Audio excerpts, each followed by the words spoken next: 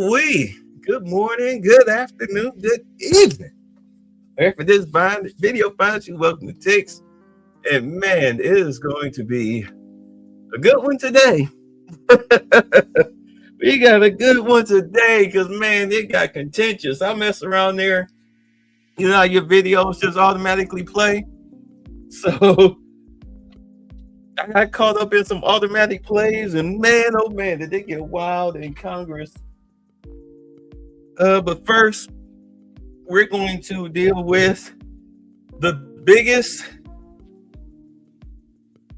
issue concerning American politics, and that is the SAVE Act, which will stop illegals from voting. It passed the House. So now it's got to go upstairs, and then Trump got to throw his John Hancock on it. And we'll have some good old fun. Let's get into it. Let's go. Because we got a lot of videos today. We probably won't cover them all, but I'm going to try.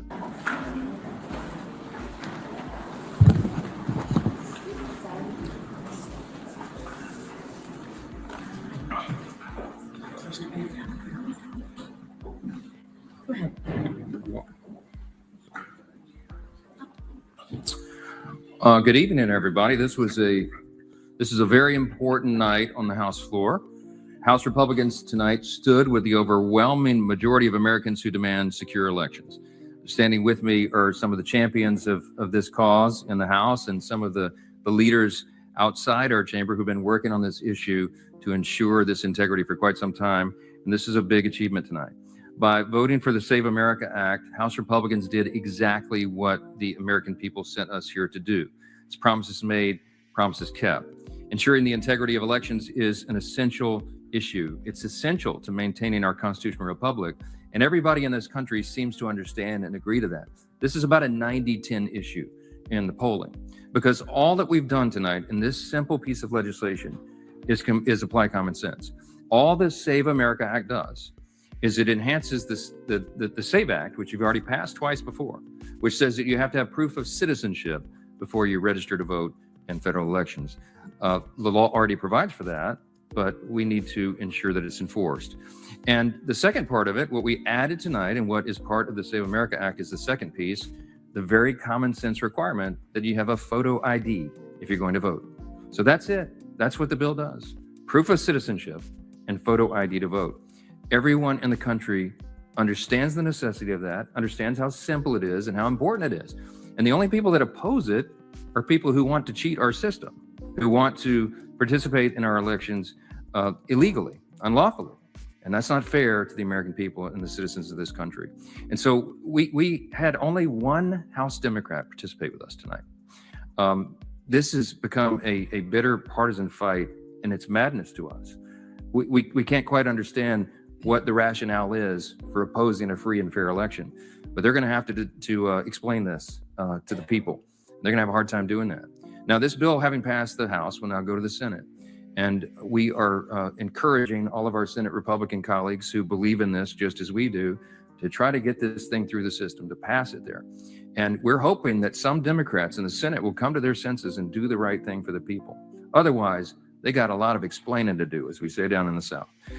This is something that is overdue. It's something that's common sense. It's something that comports with what the American people want. And there's really just one question that would linger over all this now. Will Senate Democrats continue to cater to their extreme left-wing base, or are they going to finally join the overwhelming majority of Americans on this common sense reform? But I'll tell you this, once again, Republicans have demonstrated that we are the party of common sense. We are the party that's delivering exactly what the American people sent us here to do, and we will continue that. Got a lot of champions that you can hear from here shortly before we take a few questions. And I'm going to yield first to Chairman Brian Stile, who has worked really hard on this issue. Where is he at? Right behind you, Mr. Speaker. Thank you, sir. Mr. Speaker, thank you very much. What an exciting day to have passed the Save America Act. Moving forward, two absolutely essential and important topics in election integrity. Making sure that it's only U.S. citizens who are voting in U.S. elections by ensuring that there's proof of citizenship at the time of registration. The other topic being photo identification. And as you watch the left push back against this, you realize how ridiculous their argument is. We were having a debate at committee on the topic of photo identification. I flew home to Wisconsin, went, grabbed a 6-pack of beer. The clerk recognized me, said, "Hey, Brian, can I see your ID?" Said, "Sure." I opened up my wallet, handed my wallet. He checked it. He allowed me to buy a 6-pack of beer. I just think it's absolutely nuts that we protect our beer more than our ballots in jurisdictions across this country. The legislation today is a meaningful and real step forward in election integrity to make sure that it's only American citizens who are voting and that the people are who they say they are who come to the polls. So I appreciate the work of the leadership, our outside friends who are with us today. And it's my great pleasure to now yield to the author of the bill, my good friend, Chip Roy. Well, only a man from Wisconsin being here talking about protecting his beer, right? It's like, look, and I'm for that, by the way. To be on the record, I'm for protecting your beer. Look, it is an honor to be here. I just think this is a great reflection of the team that is the Republican conference in the House and what we're doing to work together to deliver for the American people. They sent us here to do what we said we would do. It's a pretty simple task. The president talks about common sense. This piece of legislation is simple common sense. There's a reason that it is polling at astronomical levels, no matter which party you're in, no matter what race or background you have, whether you're urban or rural, whether you're black or white, Hispanic, whether you're male or female, it's polling at 80, 85, 90% across the country. It's because it's common sense. The American people want a sovereign nation. They understand that voter ID is common sense to vote. They want only American citizens to vote in American elections. And this legislation does that. And the Save America Act is now headed to the Senate. And we certainly hope that the Senate will take it up in good faith, put it on the floor, and have a robust debate. Make the greatest deliberative body a great deliberative body again. Go to the floor of the Senate and take this up. I want to see people who want to oppose it go to the floor of the Senate and try to explain to the American people why they wouldn't support this common sense legislation. I want to thank the Speaker. I want to thank Chairman Stile. I want to thank all of the leadership team here, but I want to give a special shout out and thanks to the groups and all of my friends here, but particularly Cleta Mitchell, without whom we wouldn't have been able to get this drafted in the first place and get this bill across the finish line here in the House. So with all of that, I appreciate it, and I'll turn it over to our great leader, Steve Scalise. Thank you, Chip. I appreciate your leadership and all the people up here, and especially those friends from the outside world that have been focusing on this for a long time. The House of Representatives, led by Republicans, came together tonight and said, we will protect the sanctity of your vote. And it's so important. You know, you think about the military veteran who risked his life overseas to defend our freedoms. He comes back home and his vote will be stolen if somebody's able to vote illegally. And it happens. I come from a state where our elections commissioner was sent to federal prison. We all know it goes on, and how can you protect it? And then when you listen to the arguments by the Democrats, it was some of the most embarrassing, hypocritical debate you could hear. They're talking about voter suppression. Well, let me tell you, and it's been brought up. Try getting on an airplane and flying home tonight without showing a picture ID. Try going into a bar without showing a picture ID. Try getting into the Democrat National Convention without showing an ID. They required it. The same Democrats that are saying things like Jim Crow said you have to have an ID to get into their own convention because they know it's common sense. If you want to have a secure operation in anything, and elections are the most important franchise we have in America to protect democracy. And so, yes, we had a really important vote. Great to see one Democrat. Really perplexing why every other Democrat wanted to support voter fraud. That's really what you're supporting if you voted no tonight. You're saying you're okay with voter fraud. And that's a disgrace. Look at states that have done this. Georgia, they said all those same things, by the way, in the state of Georgia, that passed a voter ID requirement. And what happened in the next election after? You had actually higher voter participation. And in one part, I think it was because of the voter ID law, because then people had a higher confidence in their vote counting, because they knew it was harder for somebody to cheat and steal because of the voter ID requirement. So you will increase confidence amongst legal voters with this provision. And that's why it's so important that the Senate take this up and find a way to get it to President Trump's desk. President Trump wants this bill on his desk so he can sign it into law and give even stronger protections to all Americans, over 80%, who strongly want the protection of the sanctity of their vote. And the man who helped us get the votes for this bill, our whip, Tom Emmer.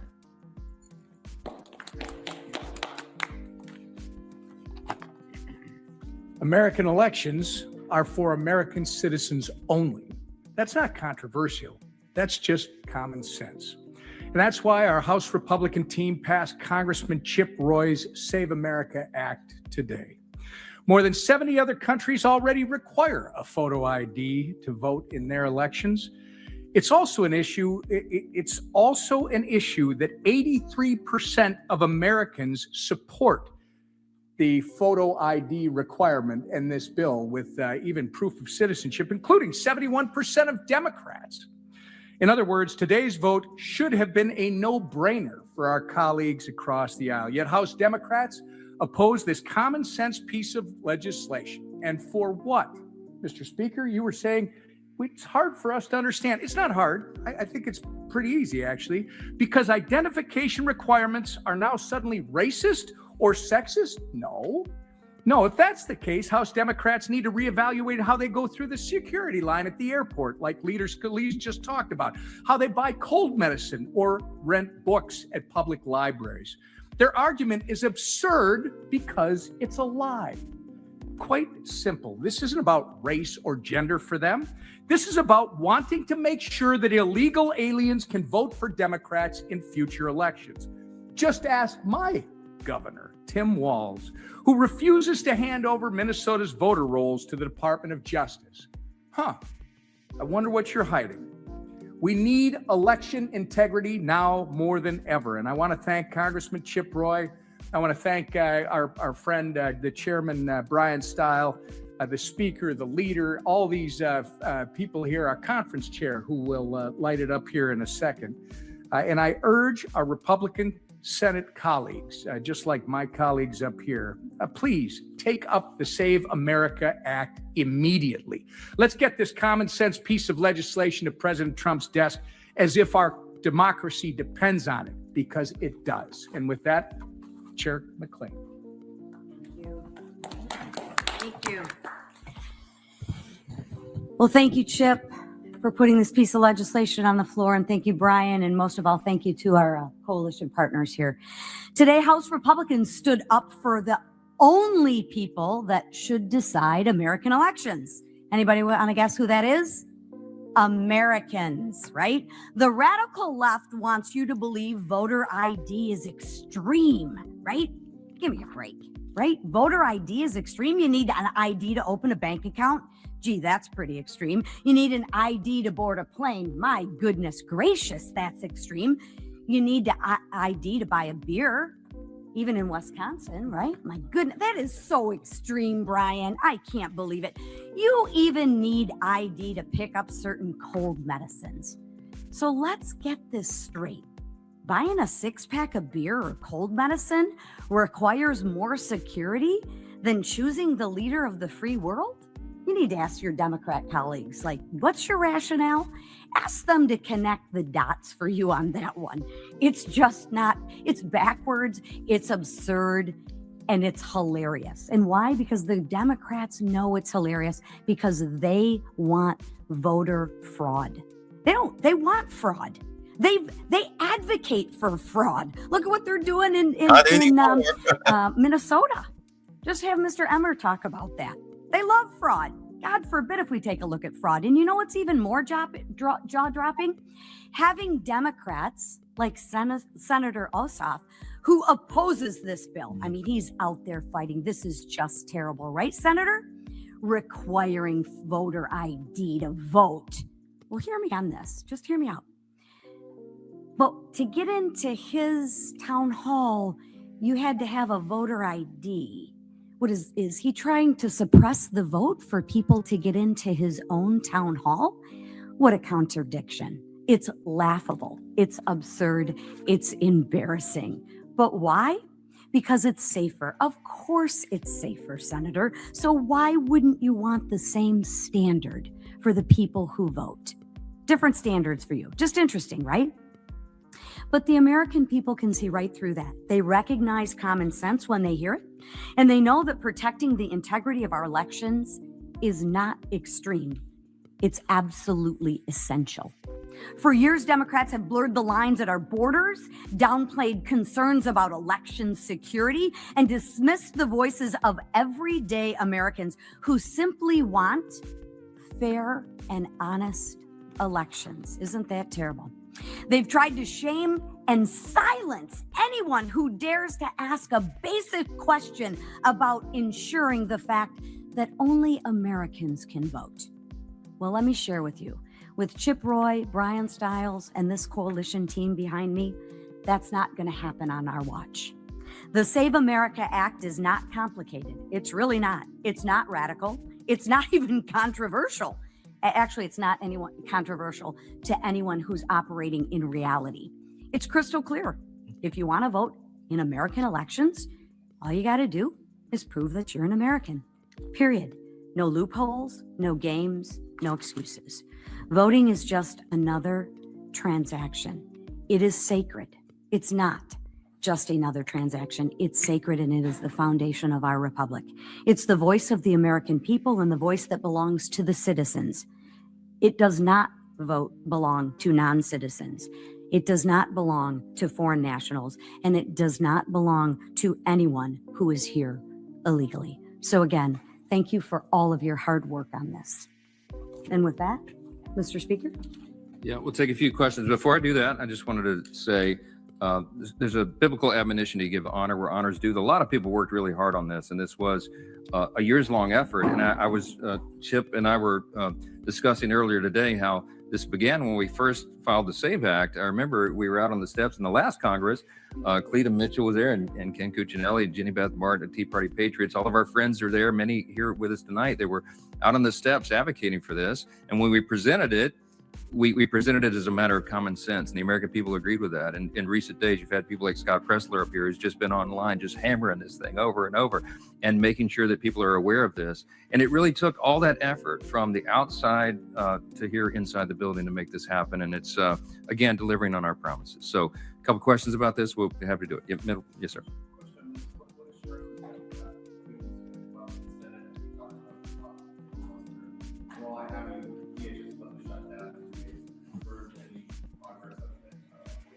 Yeah, so I stay in close contact with Leader Thune, and we met yesterday actually and talked about this. I told him that it would be coming over. We were certain to pass it, and we would send it, and hopefully we'd get a few Democrats. We got one, okay? So it's a bipartisan bill. It's going to the Senate, and I think Leader Thune is committed. I mean, I know he is to getting this to the floor, but we want to get it not just to the floor, but to the president's desk. We need to get this signed into law. It's really important for all the reasons stated here.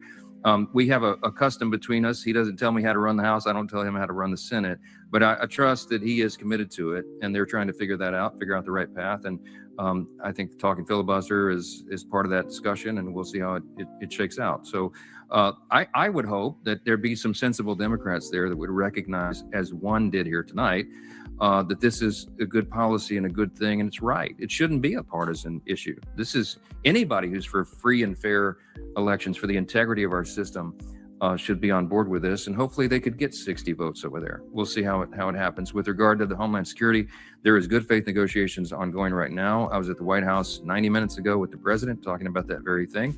The White House is sending over a few terms. I don't know if you call it a counter offer, but they're in negotiations with Senate Democrats, and we're very hopeful that can be worked out. They're going to vote on the House Homeland Security Appropriations Bill that we passed here, by the way, with bipartisan votes. They're going to vote on that tomorrow. If they do not have 60 votes to pass it, I think by unanimous consent, they could move into a short-term CR. We don't know yet how that's going to shake out, but I did tell the House Republicans, I put everybody on notice that I would anticipate votes on Friday. I certainly hope that's true, because shutting down the government right now, if the Democrats force a government shutdown, it will be a disaster for the country. Remember what's at stake here. The Department of Homeland Security covers the agencies that keep Americans safe. You're talking about the Coast Guard, you're talking about FEMA, Secret Service, TSA. No one wants flight delays. We don't need another Democrat shutdown. They already gave us the longest one in history last fall, and we've had enough of that. So let's hope cooler heads prevail and we get this done, and we do not have to shut the government down. Yes, ma'am. Last question. During the 43-day shutdown, you made the decision to not have the House in for almost the entirety of that. If DHS shuts down, do you plan to keep the recess next week? Do you plan to keep the House out? Do you plan to bring them back? How are you planning to handle it? Well, I'm not going to forecast what will happen because we don't know. The scenario I just painted for you is the one I expect. No deal yet, but I mean, I do believe that at least the White House is operating in good faith, and I can testify to that because I was just with the group and the president himself. We'll see how the Democrats receive that. This would be different than the full government shutdown for 43 days. And we will do whatever is necessary. Republicans will do whatever is necessary to get the government open. If it looks like we have an opportunity to do that, then I would press for it. If it's a short-term CR that would cover next week, people have very important events in their districts, serving their constituents, doing that hard work. And that's always of high importance and high priority. So we'll have to make that decision depending on the circumstances as they develop. So stay tuned. Appreciate y'all being here so much. Thank you so much. Of course, as you know, Democrat were now taken over by Islamists, going by democratic socialists. Of course, they need these illegals to vote. That's why they're fighting to keep them here. That's why they were against the SAVE Act. That's why they're trying to redistrict. They're trying to win seats in Congress so that way they can pretty much make Trump a lame duck president. Like, I was on Professor Black's Truth's channel. Which one of y'all sent that to me? One of y'all sent that to me. That's normally here. I'm sorry, brother, I forgot your name. But he tagged me in it. And I watched the video, and you had brothers in there talking about how they don't vote. What do you mean you don't vote? Of course, they're going by the old standard of, you know, it's two wings but the same bird. I'm like, you know, you don't have to vote for party. You're never supposed to vote for a party. You're supposed to vote for policy. This is the beauty of being an independent. Because I voted for Jill Stein. She was the only one talking reparations. How do you sit up here, call yourself, and I'm speaking to you guys, how do you sit up here and call yourself pro-black? Y'all listen to all the pro-blackity-black channels. And you had Jill Stein not only on the Breakfast Club, but also on Jason Black's channel. And she held her own. And then you sit up here and you say something stupid like, I don't vote. Or worse yet, you vote blue no matter who because you feel that the Republicans are racist.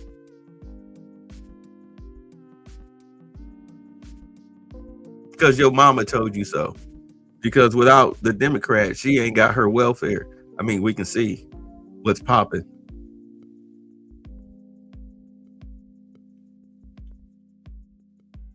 The Democrats are trying to freeze you out. You're at the very bottom of the totem pole in every metric in this country, and they're trying to eliminate you.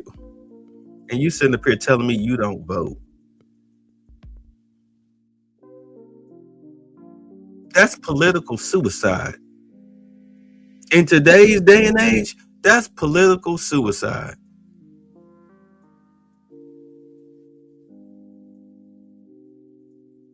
And you be a fool to vote Democrat.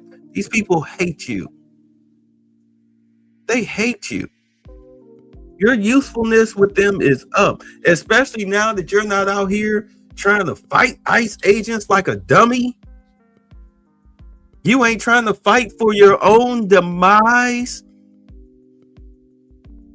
You the hard R to them. You're the hard R. You're a sellout. You're a traitor. This is white folks telling this to you. White liberals. Children of the Confederacy.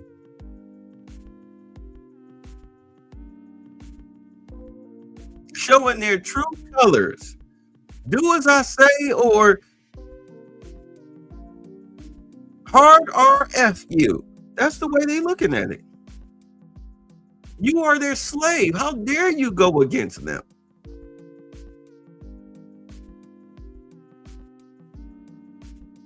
You want that pat on your head so hard. And the reason why I say this, let me tell y'all, let me show y'all just how buck broken Negro, how they behave. Good job. Step one. Yeah. I gotta break the Senate. And having said that, it's my honor to bring to the podium at this time the leader of the Democratic Caucus, Congressman Hakeem Jeffries. Good afternoon. Let me begin by thanking my good friend and the chair of the Congressional Black Caucus, Congresswoman Yvette Clarke, for her continued leadership and partnership. Let me acknowledge all of the members of the Congressional Black Caucus, including, of course, our immediate past chairs, Congressman Stephen Horsford and Congresswoman Joyce Beatty. So thankful to be present with these distinguished civil rights leaders, leaders of the Divine Nine, as well as faith leaders and people from all throughout the country who are champions of the African American community. The most useless Black people in politics. The most useless Black people in politics. These are gatekeepers. These are gatekeepers. These are the ones that try to tell you how they lecture you.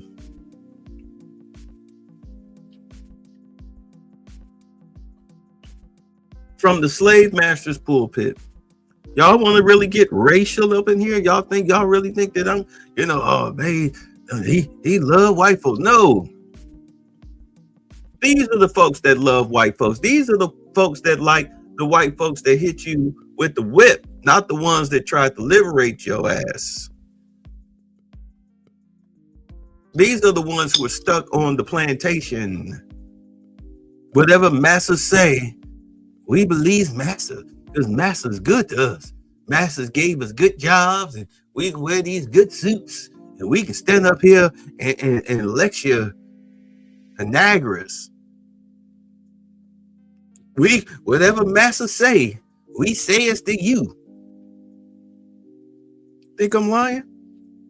Let it go. Champions of the principles that make this country at its best a country of liberty and justice for all. Donald Trump once asked Black America the question, what the hell do you have to lose? The answer is everything under his administration.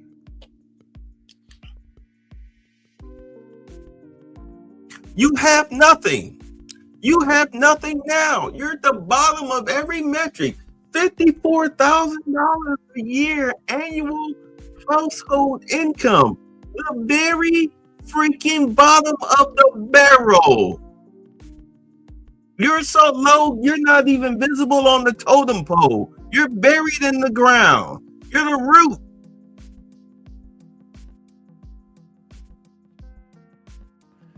We know that under the Trump administration, civil rights is under attack, voting rights is under attack, reproductive rights under attack. What is he talking about? Racial justice under attack. What is he social talking about? justice What is he talking under about? attack.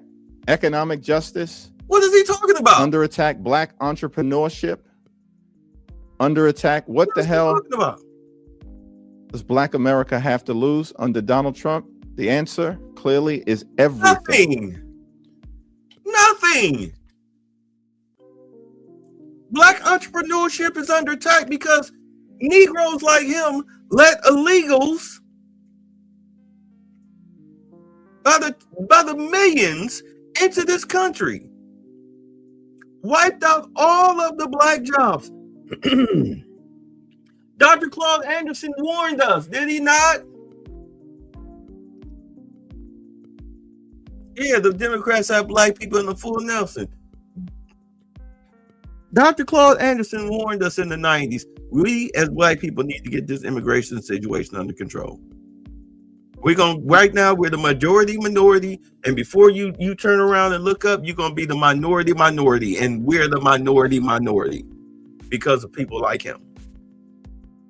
Gatekeeping Negroes like him, step and fetch it Negroes like him.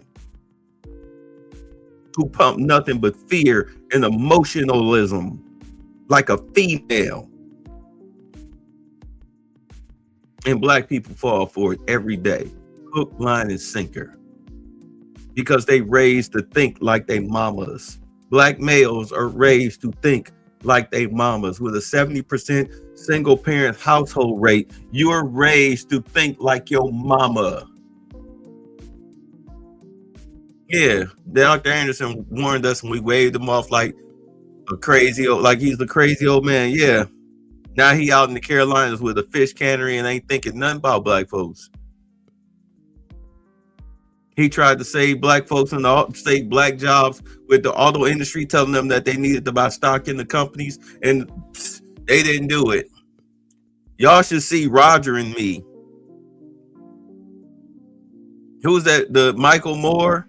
Yeah, Roger and Me. And people lost their homes, getting evicted, and they knew the sheriff that was knocking on the door. Knew him since he was a little boy. But here he got to knock on the door and stand there while the movers evicted these grandmas and whatnot, and aunties and everything. Evicted out of their homes. Now the auto industry is back, and somehow we're losing. Industry is coming back to the country, but somehow we're losing. You know, unskilled labor jobs are coming back to the country, but somehow black people are losing. What voter rights are we losing? What? Not one abortion right has been lost. That's a state issue. It was a state issue under Biden.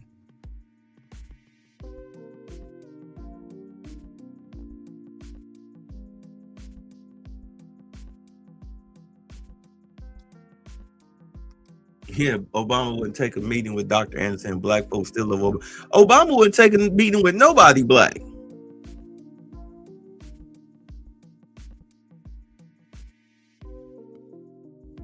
To hell with him. But let's continue. Black America is under attack. The United States of America has been under attack by the failed policies of a failed president. What's the failed policy? And sycophants in the Republican Party who continue to act like nothing more than a reckless rubber stamp for Donald Trump's extreme agenda. Under the Trump administration, let's hear it.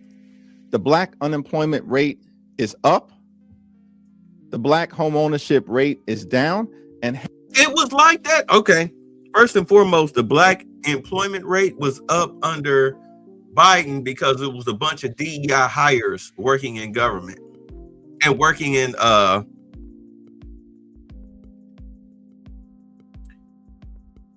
corporate jobs, doing useless busy work because of DEI policies.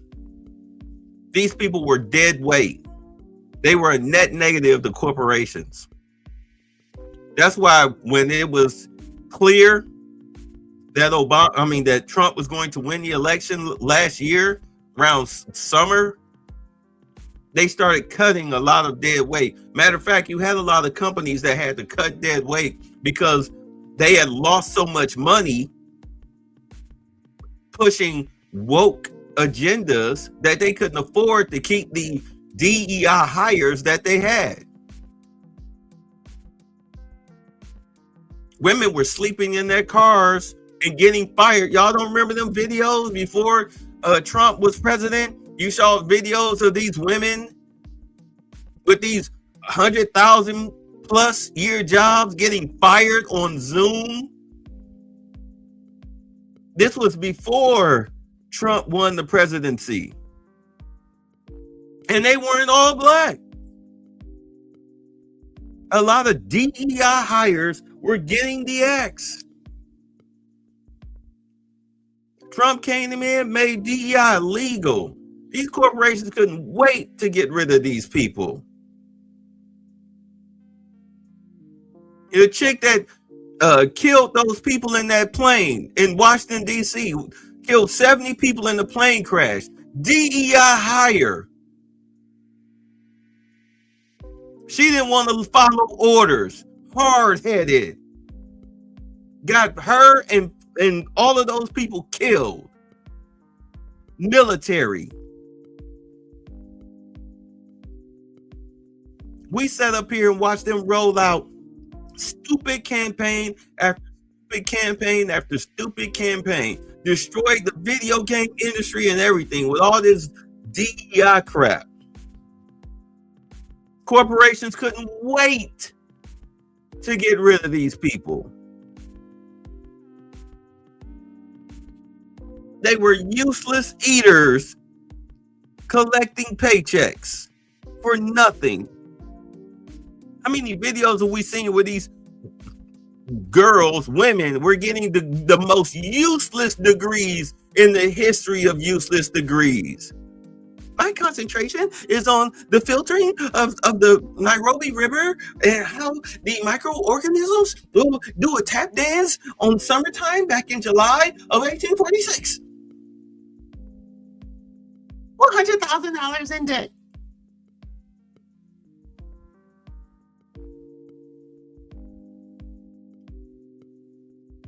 That's your Biden administration. The chickens have come home to roost. Healthcare is being ripped away from millions of Americans. Millions of illegals who aren't Americans. We just sat up here last week and watched Trump drop the cost of drugs, medicinal drugs. We watched him do it. Him and Dr. Oz. They said, go to this website. You can get your drugs cheap as hell. Because they're killing the ACA, which is nothing but a slush fund for people like him.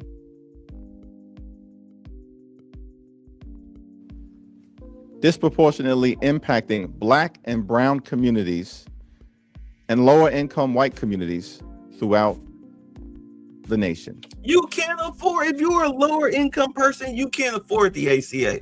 Thank God you have other options outside of the ACA, which again is nothing but a ripoff. Obama forced us on the ACA. That's why we call it Obamacare. It's garbage. It's one of the worst insurance policies you could ever have in your life. Especially if you're low income, you making under $40,000. That thing's a goddamn ripoff. They call it a Ponzi scheme.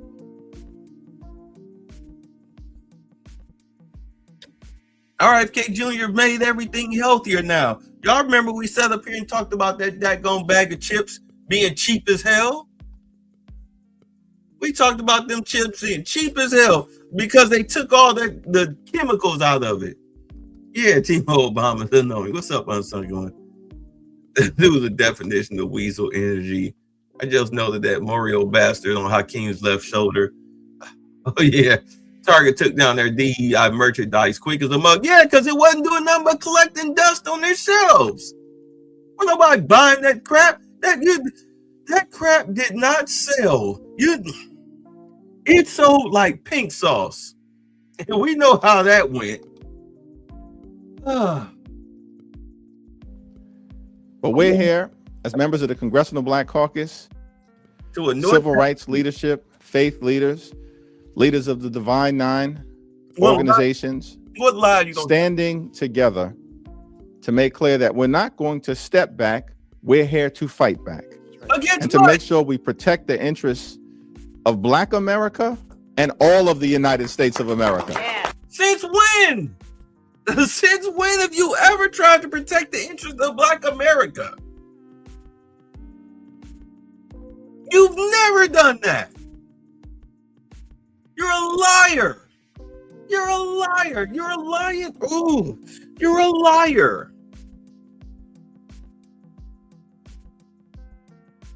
The bottom of every metric.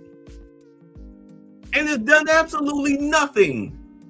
You really think that voter ID is hurting Black people? You racist piece of shit, you? You dumb. They really think that Black folks don't have ID. They really think we run around here in 1865. It's 2026. If you don't have ID, You ain't got no right. You shouldn't be voting. You could, because you're an incompetent adult. If you're over 18 and you don't have an ID, you're an incompetent adult. You shouldn't be voting. Just like felons can't vote, you shouldn't vote. You're not smart enough to vote.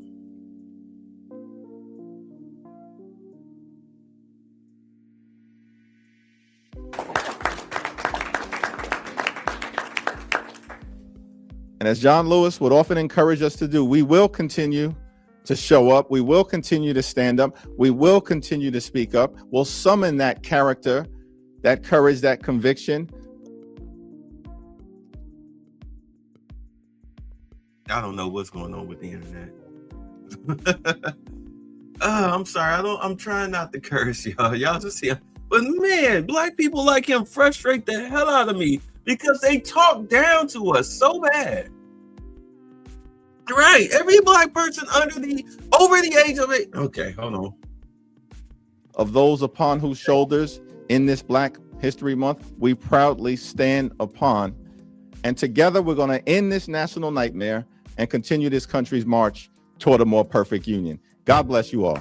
I have no idea what he's talking about.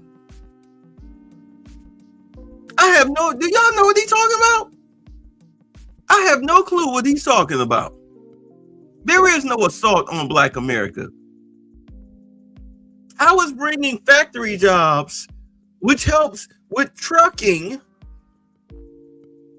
which helps with other industry jobs. Look, once you bring factory jobs in here, trucking jobs explode, restaurant and other store-bought goods, drugs, storefronts start growing, especially if you eliminate crime. You sitting up here worried about these YNs?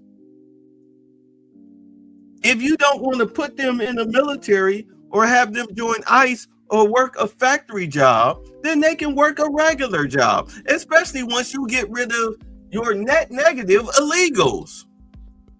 He said, man, I had official state ID since I was 15. He could vote for 3 years to come. Right. You get rid of the net negative of illegals. You get them out of the job market, then young males between the age of 16 to 30 will have a shot. They'll have a shot. This is why what Trump is doing, not only is he getting rid of the illegals, you have ICE targeting criminal illegals and people with deportation orders, but you also have them doing away with social security numbers. They're killing off all of these social security numbers. This is why you had a few million illegals that have already deported, because the social security number that they paid for is shut off. It no longer works. You say the current administration is trying to fix the YN diet so they can think straight. So it no longer works. So now they're self-deporting. The rest are pretty much in fear. But also what's going on, corporations are going to be punished for hiring illegals. You saw what happened with that trucking school and that trucking industry that had those illegals. They shut them down. Trump shut them down. Shut them down. They're shutting down a lot. They're going after a lot of businesses this year. And one of the main reasons why you want them out instead of just granting immunity, because that's what the Democrats want them to do, is grant immunity so they can have a whole new voter block, is that these jobs are scheduled for Americans. It's tight enough as it is. If you want more videos of women crying in their cars and YNs out here robbing folks, then keep the illegals here. Do away with the factories. You literally had a woman sitting up here in Congress talking about how they need to reverse all the tariffs. Like, bitch, we $36 trillion in debt. The tariffs are eliminating that. It's putting us in the black. And you want us to stop doing them? So you want the country to collapse and go into chaos in order to fuel your socialist communist agenda. Mamdani is just look at what's going on in New York. The number one thing that these communists do, they eliminate the useless eaters. That being the poor, the homeless. Why you think Mamdani ain't trying to push no homeless people into homeless shelters? Why you think 16, 19 people have died from hypothermia, from exposure? He ain't doing nothing. If anything, he running to hospitals to where somebody tried to assault a cop with a knife, stroking his hair and giving him a hand job under the blanket in front of the press. Oh, I'm sorry that the cop shot you. Oh my God. Oh yeah. Are you close? Are you close? Yeah. I'm here to protect the criminals. You know, they're trying to throw a big F you to the NYPD to make more officers quit. Go ahead. Send social workers out there to be murdered by psychopaths. All it takes is one Sharnisha, the social worker, get stabbed up, beat up, chopped up, deleted by one of these morons, and I guarantee you ain't no more social workers going out there. That's the stupidest idea ever. You really gonna have a social worker ride with a cop? These chicks' caseloads they're so overwhelmed and burnt out. You ever looked? If you know a social worker, I guarantee you she got dead eyes. She's dead inside. Tell me I'm lying. They be dead inside. I'm sorry, I don't mean to curse y'all. So let's get on to why we're here, which is the Pam Bondi stuff. Let's go. Good morning. For thousands of years, women have been considered second-class citizens. Back to the book of Genesis, chapter 24, when Dinah was raped by a prince, they tried to negotiate a deal to sweep it under the rug until her brothers took up swords. And today, the Epstein survivors who are here advocating on their behalf want America and the world to know they are no longer second-class citizens. And women in this country should never be treated like second-class citizens. And their stories are truth. Their stories are real. They're vulnerable. It is traumatic. And it is lifelong trauma for each and every one of them. I have lost all faith in the justice system today, but I have not lost faith in the stories of the survivors of Jeffrey Epstein and Ghislaine Maxwell. And I want the survivors to know that the world is watching, and we must show them what we're made of. We're made of the courage of the Epstein survivors. We're made of the bravery of the Epstein survivors. We're made of the truth of the Epstein survivors. And we're here today to demand justice for the Epstein survivors. If you're not familiar with Nancy Mace's history, that's who's on the screen, Nancy Mace. She was, actually assaulted, in her youth. And I mean, she don't play that. That's why she, fights against trans men or gay men pretending to be women. That's why she fought to get them out of their bathrooms in Congress, as well as out of women's sports and everything. She fights for, assault victims. This chick she's not a joke when it comes to that. She stands 10 toes down for women when it comes to that. She's not a feminist. It's just that she don't play that when it comes to women, the protection of women. She don't go overboard with like, oh, well, the patriarchy, she's not that type of chick. But when it comes to the safety of women and girls, she is 100% 10 toes down for that. Because their stories are our stories. There are judges all across the country, all across the United States of America, who are revealing the names and the identities and the residents, the addresses, the contact information of rape victims everywhere. Rape victims who come forward and name names are sued by their rapists. This is happening not just to them, but to women everywhere. In my case, I went to the law enforcement over 2 years ago. Evidence on a silver platter. Today, not a single person arrested, not a single person in jail. And so the days of the cover-up are over, and I am begging the media, don't make this partisan. This is about the victims. And this will go down, the Epstein saga and Maxwell, this will go down as one of the greatest cover-ups in American history.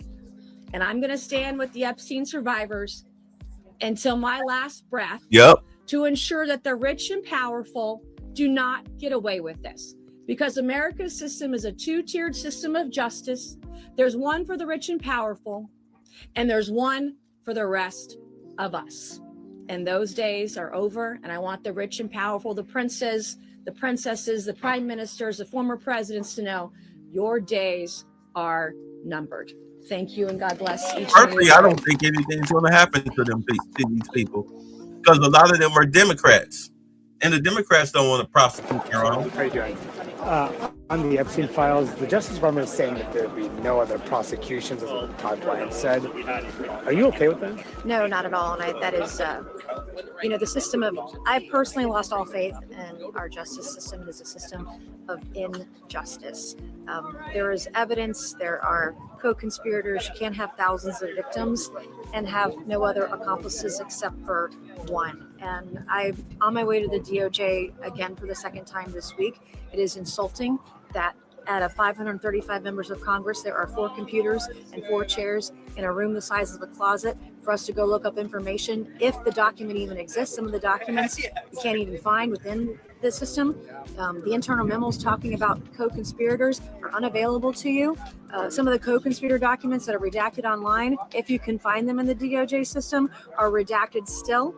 And the excuse is, well, this is how we received the data.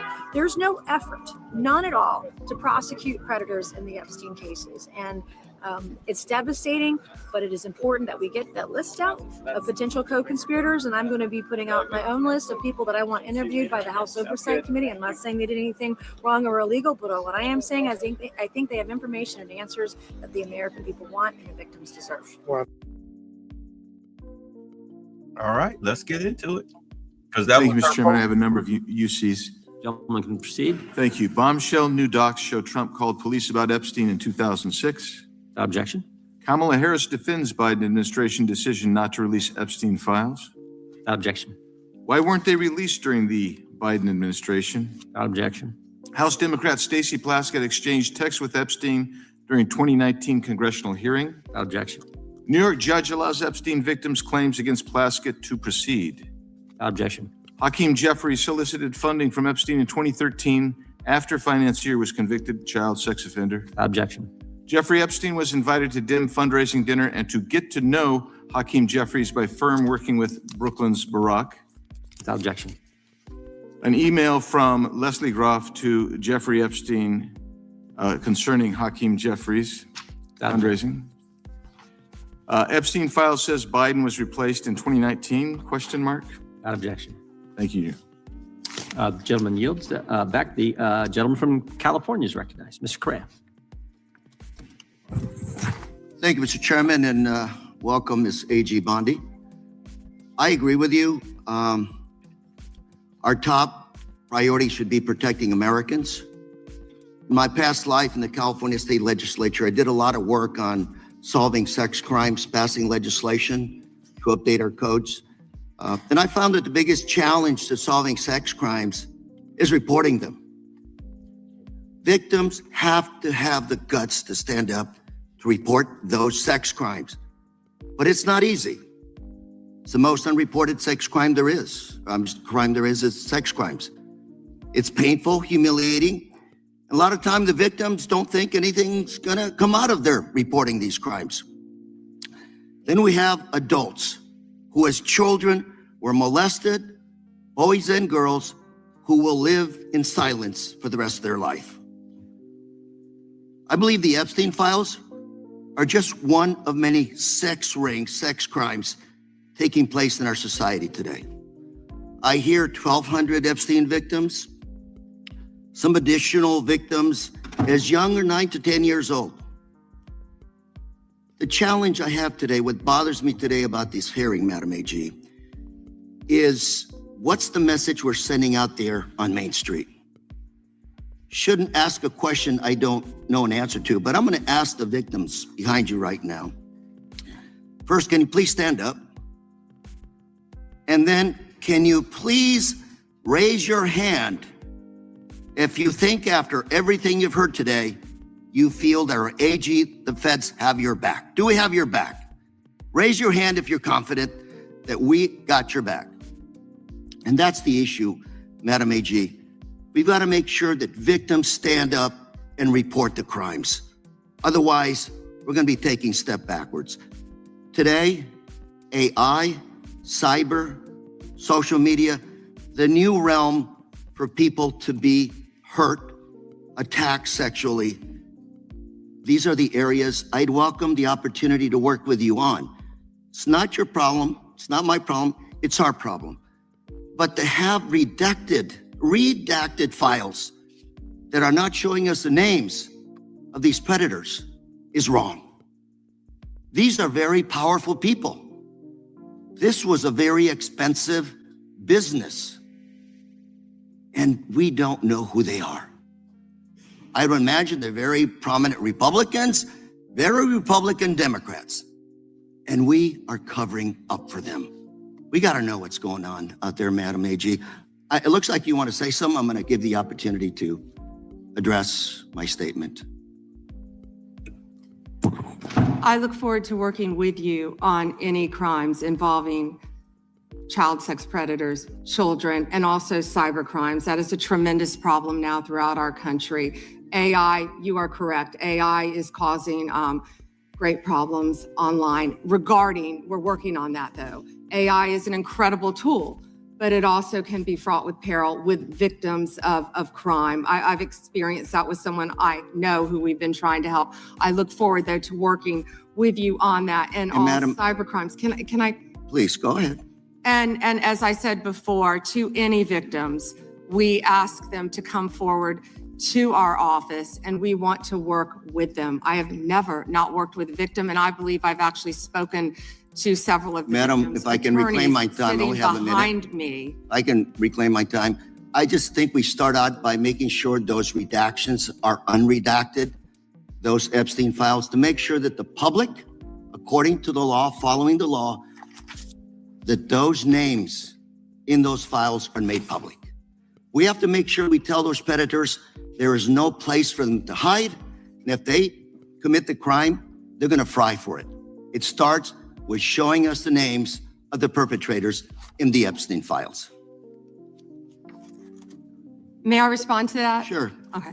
So if any man's name was redacted that should not have been, we will, of course, unredact it. If a victim's name was unredacted, please bring it to us and we will redact it. We were given 30 days to review and redact and unredact millions of pages of documents. Our Madam, error rate is very low, The but there are victims are always right behind you. We've got to convince them that we're doing a and good we're job doing everything of we can to help protecting the them. victims. We will Thank do you, everything Mr. we can. Chair, I'm out of time. Gentleman yields back. The gentleman from California, Mr. Kiley, is recognized. Now, a newly surfaced record from the files alleges President Trump told a former police chief in a phone call 20 years ago that, quote, everyone knew about Epstein, end quote. The White House has not confirmed whether or not that call took place. Look, but it was a phone call that may or may not have happened in 2006. What I'm telling you is that what President Trump has always said is that he kicked Jeffrey Epstein out of his Mar-a-Lago club because Jeffrey Epstein was a creep, and that remains true. And this call, if it did happen, corroborates exactly what President Trump has said from the beginning. And on Capitol Hill yesterday, U.S. Commerce Secretary Howard Lutnick acknowledged that he met with Jeffrey Epstein on his island after Epstein was convicted for soliciting prostitution from a child in 2008. We had lunch on the island. That is true, for an hour, and we left with all of my children with my nannies and my wife all together. CBS News correspondent Natalie Brand joined us from the White House with more on this. Good morning, Natalie. Tell us more about how the White House is grappling with these new Epstein developments and what lawmakers are saying. Good morning, Errol. The White House continues to say that the release of the 3 million DOJ files shows transparency, but lawmakers and survivors of Epstein are just slamming the DOJ for the redactions and the files that they say are still being withheld. Lawmakers estimate the number to be around 2.5 million. And in a new letter from a group of survivors to the Attorney General, Pam Bondi, they say that the way the files have been released remain incomplete in a way that is both staggering and indefensible. They also call the redactions and disclosures in the release, quote, reckless and dangerous, saying some. Hold on. What's up, Detroit? That's right. You sent me that video. The Professor Black Truth video. You had them silly Negroes in this comment section talking about some they don't vote. Some survivors' names and identifying information have been exposed, while other individuals' names were redacted, from businessmen to law enforcement officials. Some lawmakers have called this simply baffling. Take a listen. There's a lot of redactions that were not necessary, that are redacting people who are not victims in any way. There's also a lot of redactions of investigators themselves and FBI and DOJ personnel. I'm not quite sure why they felt they needed to do that. Certainly, the redactions in this case were sloppy. They were not handled well. But I think it's more than that. I think this administration is stonewalling us and does not want people to find the whole truth.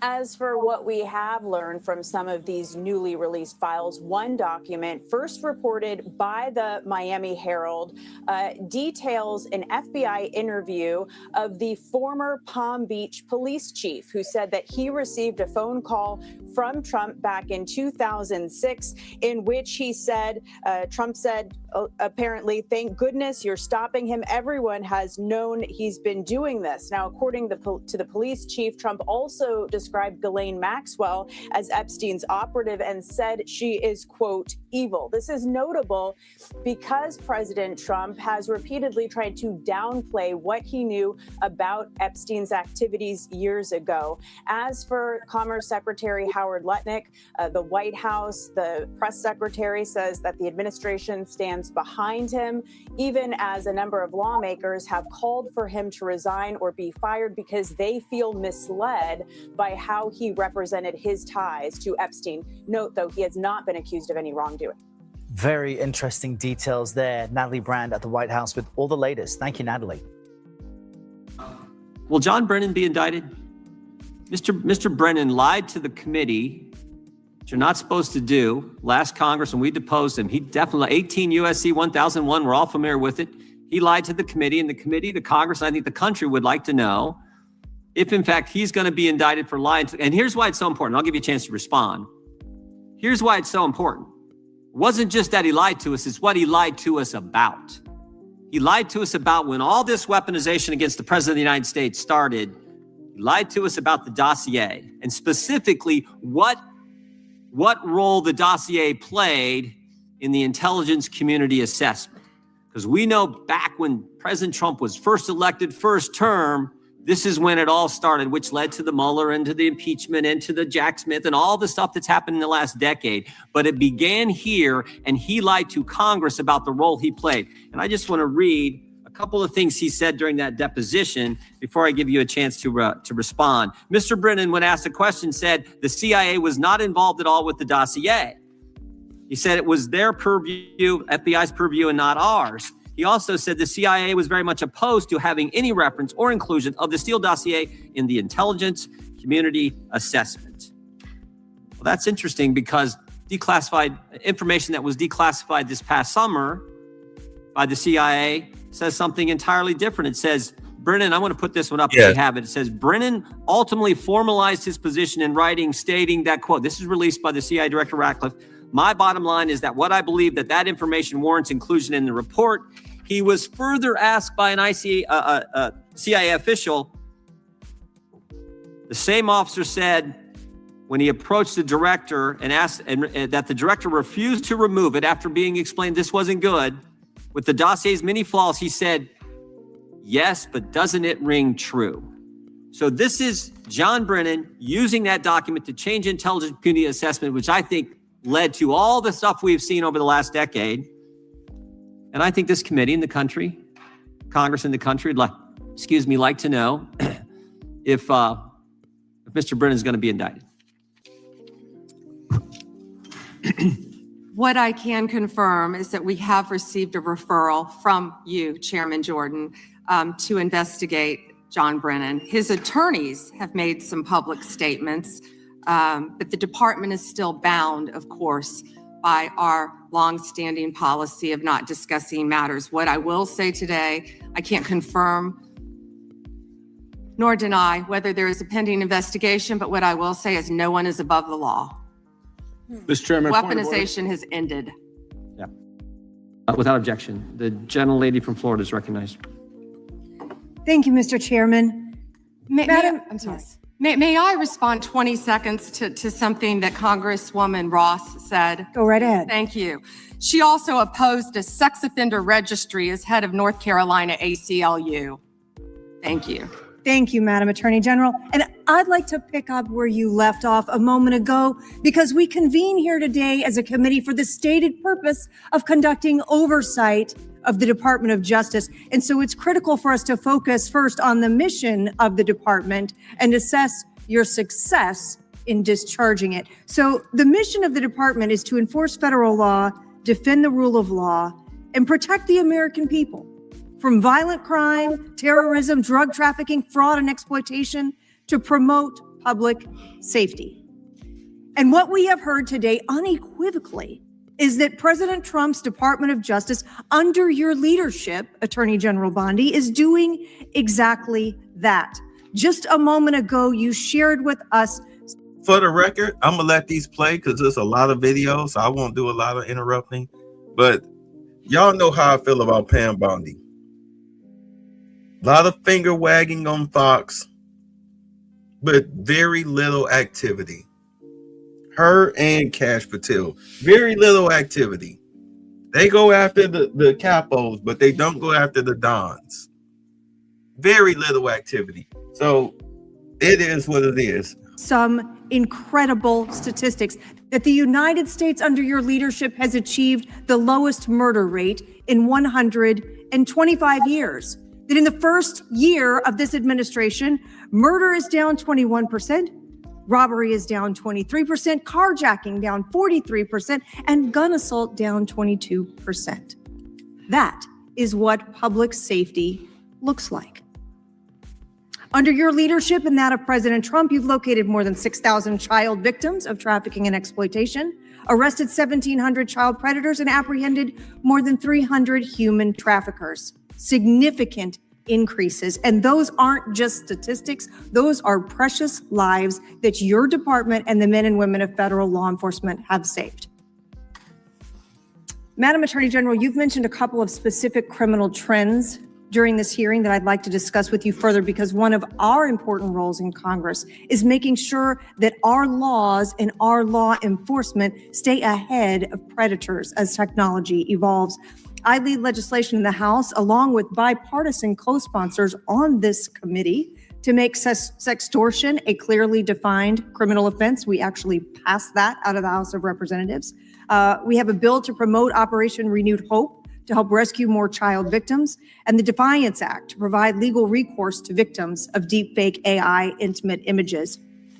I would love to hear your perspective and what you are seeing related to these technology-based criminal trends, sextortion, and AI deepfakes. What are you seeing at the Department of Justice, and why do you believe that efforts to combat these types of crimes are important? Sextortion, and thank you for supporting that, Congresswoman. I think that was a bipartisan effort, actually. I think many of you on both sides of the aisle supported that. Thank you for that. You know, as a career prosecutor, it's horrible seeing that and seeing that young women and often young boys have been exploited with sextortion. And I see, thank you, both sides of the aisle nodding on that. It's horrific. The suicide rates go up. And that's why we have to do everything in our power to protect not only young girls, adult women, boys and men from sextortion, because it is happening and we're doing everything in our power, thanks to your legislation, all of you, to stop that. I'd like to hear a little bit more about some of the Department of Justice programs like Project Safe Childhood and the Internet Crimes Against Children Task Forces, partnerships that bring together federal, state, and local law enforcement. Sometimes the work between those law enforcement groups together really creates some incredibly powerful outcomes and some great success stories. I know you, as Florida's Attorney General, had a tremendous amount of leadership in our state trying to make sure we were taking care of children, also the elderly, protecting them from fraud, ending drug trafficking. Tell us a little bit about some of those departments within DOJ. Yeah, when you talked about Project Safe Neighborhoods, we've done a lot of that in Florida when I was state AG, and actually back when I was a state prosecutor prior to being Attorney General. That is so important. I feel like what we've been doing in DC too, with the Take Back DC and Make DC Safe Again, is similar to that. Going into the neighborhoods, working with the community, seeing law enforcement officers out there playing basketball with kids who live in the neighborhood. It's pretty remarkable what we've seen firsthand. Citizens in Memphis saying that they can walk outdoors now and they feel safe. People coming up thanking law enforcement and working hand in hand with them.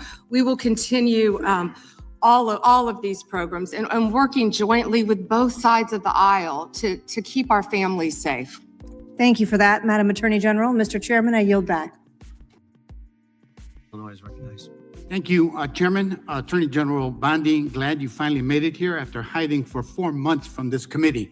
I understand why you're hiding from us. Chairman? You're one of the worst attorney generals in our history and an instrument of Donald Trump's lawless authoritarian agenda. And I'm glad the American people are seeing who you are, how you act, and the lack of good values.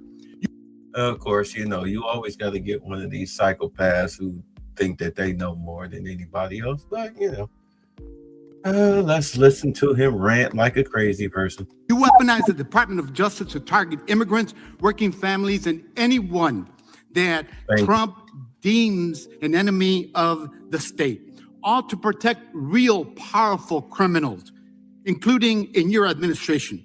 Our Democratic colleagues have focused on your cover-up of the Epstein files and your passion for protecting pedophiles and child traffickers. That alone is grounds for impeachment. But there's so much more to your corrupt tenure as Attorney General. You directed prosecutors to investigate elected officials in welcoming jurisdictions, and you got thrown out of court when you sued Chicago, Cook County, and Illinois. You directed prosecutors to prioritize low-level immigration cases while gutting enforcement against corporate criminals and public corruption. You revived draconian You're law talking of about public corruption to 1798, me? Whoa. which should be repealed to illegally send people to a torture prison in El Salvador. You fired over 100 immigration judges, including the assistant chief immigration judge in Chicago, without cause, and installed unqualified military judges whom you instructed to deny asylum in violation of the law. You prosecute the president's enemies like Jim Comey and Tish James while giving impunity to federal agents who are murdering and brutalizing and terrorizing constituents, including in Chicagoland, in my neighborhood. I saw it last year firsthand. I really do wish I had clown music or sad violin music. These people, I swear, when Democrats get to talking, they sound so pathetic because they sound so effeminate. But I'm gonna let him continue. Cash Patel covered up the murder of Silverio Villegas Gonzalez in my district by ICE agents. You tried to investigate Renee Good instead of the ICE agent who murdered her, and you tried to cover up the murder of Alex Peretti by CBP agents. You bring fake charges against protesters like the Broadview Six and Marimar Martinez, whom your administration labeled a domestic terrorist. This is the Montessori teacher who lives in my district, while protecting thugs who terrorize us and DHS authority. That's what you do. Protect and enable the criminals who are plundering our society and destroying what's left of democracy and the rule of law. Epstein accomplices, mass DHS thugs, corporate criminals, Tom Homan, Eric Adams, insurrectionists, the list goes on. And you talk about fighting crime, but you protect any criminal who helps you and Trump turn our country into an authoritarian gangster state.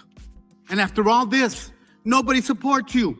I'm not talking about Democrats. I'm talking about conservative judges who are condemning the rampant lawlessness at DOJ under your leadership. Your prosecutors are quitting in droves over being forced to prosecute low-level immigration cases, including in Chicagoland. Your MAGA base despises you because you're covering up the Epstein file. How ironic. And even your own boss has repeatedly complained to your staff about you, calling you weak and ineffective. Weak and ineffective. That's what Donald Trump thinks of you already. You will not win, however. Chicagoland rejects you. The American people reject you. Our communities have demonstrated our strength and resilience in the face of cruelty and cowardice. Democrats must impeach and remove lawless officials like you and Kristi Noem and impose accountability for every criminal action. But you can spare yourself more humiliation. Resign now and submit yourself to accountability by the American people. Mr. Chairman, before I yield back, I ask unanimous consent to submit for the record this Wall Street Journal article dated January 12, 2026, entitled, "Trump has complained about Pam Bondi repeatedly to aides." Thank you, and I yield back. Objection. Gentleman yields back. The gentleman from Texas is recognized. Right, objection.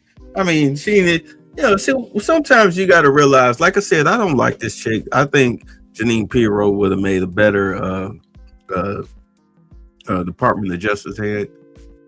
She'd made a better Attorney General because at least she's competent. She has no problems going after criminals. Where I see Pam Bondi as like a soccer mom who bakes cookies and whatnot, given a position of power that she's unqualified for. That's the way I see it. But a lot of the stuff that he was ranting about and everything, didn't make no goddamn sense. It didn't make no goddamn sense. I thank the chairman. May I have 20 seconds, please? Yes, ma'am. Thank you. Let's hear the opposition research. Thank you. That's absolutely right. That they're not running for, he's not running for office again because, well, I don't know why you're not running for office again. But after the filing deadline, you publicly announced you would not run when your chief of staff, Patty Garcia, announced and took your seat. That's a state matter. That isn't a federal matter. You should investigate crimes. You should investigate violations of the law. The time belongs to the gentleman from Texas. Yeah, see, look, one little sentence and all of a sudden he back on his effeminate high horse. A little flexible. The time the gentlelady has expired, back. the gentlelady yields back, and the gentlelady from Georgia is recognized. Thank you, Mr. Chair. Ms. Bondi, as the Florida Attorney General, attorneys from your office handled the appeal of my son, Jordan Davis's murder, which was denied. As a result of the efforts of those attorneys under your watch, the court actually upheld the life sentence for a man who used prejudice as his defense for murdering my son and scarring his friends for life. Attorneys from your office under your management worked hard to remove a dangerous man from the community who terrorized innocent people like my son and his friends. The compassion and respect that my family received throughout that ordeal were critical in helping us keep faith in the rule of law and justice. Based on my experiences, I have seen how strong victim services, sustained investigations, and well-supported prosecutors can make a meaningful difference in the lives of families who are grieving and suffering. Ms. Bondi, just yes or no, would you agree that government officials should be respectful and supportive of victims' families as they mourn? First, Congresswoman, thank you for talking about that. And I'm so very sorry for what happened to your family. Thank you. And yes, I agree with that with all victims, including the ones sitting behind us today. I absolutely do. And Okay. also, thank you for voting yes on the Lake and Riley Act. Thank you for that. Thank you. Okay, so your answer is why the recent treatment of families in Minnesota raises really serious concerns for me. Because shortly after Mr. Alex Preddy was murdered, administration officials referred to him as an assassin and called Mr. Preddy the definition of domestic terrorism. They also lied about Mr. Preddy holding. Actually, he was a domestic terrorist. What type of nurse is out there with a gun and 2 clips kicking out tail lights and assaulting ICE officers? That's not something a nurse would do. There's no combat nurse out there, especially on the streets of America, armed with a gun and 2 clips, assaulting law enforcement agents over criminal illegals. A gun and threatening officers. After Ms. Renee Good was murdered by ICE officials in Minneapolis, administration officials also accused her of being a domestic terrorist. She was. And investigated her wife in a clear act of retaliation. The statement Mr. Preddy's mother made after the murder resonated with me more than you'll ever imagine. Why? She said that, and I'm quoting, "The sickening lies told about our son by the administration are reprehensible and disgusting," end quote. Didn't she tell her son, don't take his butt out there? And if he do, stay out the way? A little high heel, pencil mini skirt, sparkly beard, fairy wand holding son of hers, psychologically deranged son of hers, low IQ, easily manipulated son of hers. They did you a favor, lady. And I assure you, I know how it feels to hear lies that are told to justify the taking of someone's son. They were used by my son's murderer as a defense, and those lies still affect me today. He was called a thug, and he was called a gangbanger. And the attorneys from your office actually defended my son's name, his memory, and defended his honor. I'm certain that Mr. Preddy's mother watched videos of her son, Alex, an ICU nurse at the VA hospital, using his phone to record federal agents. She also watched him getting pepper sprayed, kicked, hit in the head, and surrounded by at least 7 agents before having his gun removed from his waistband, which he legally carried.